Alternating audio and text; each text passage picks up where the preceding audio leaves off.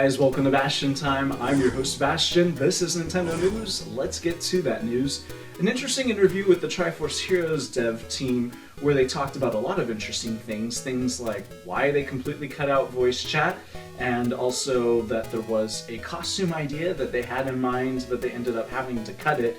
The reason why they cut out voice chat is pretty simple. It's basically that they experienced some games that involve voice chat, and they felt like those games were not within the Nintendo scope of how they like multiplayer games to feel.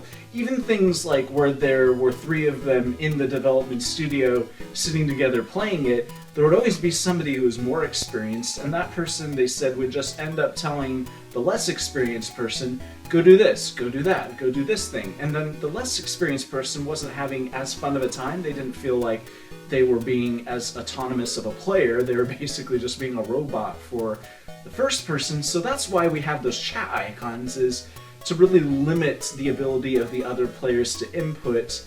They can give you general things like let's totem and stuff like that, but nothing too specific, so that way you can really feel like you're forging your own path. And that's a really well thought out and good reason for why there's no voice chat. And I originally used to think that it was terrible that there was no voice chat, but now I'm totally on board with that explanation. But then they also talked about how they had an interesting idea for one suit that was left on the cutting room floor, and that was, if you're familiar with the kids' story, the old fable or fairy tale, The Emperor's New Clothes, basically the clothes don't exist. They're invisible, or they're more than invisible, they just simply don't exist. And that was the idea, is basically we'd have naked chibi Links running around, which is a terrifying idea, so I'm glad they left that on the cutting room floor.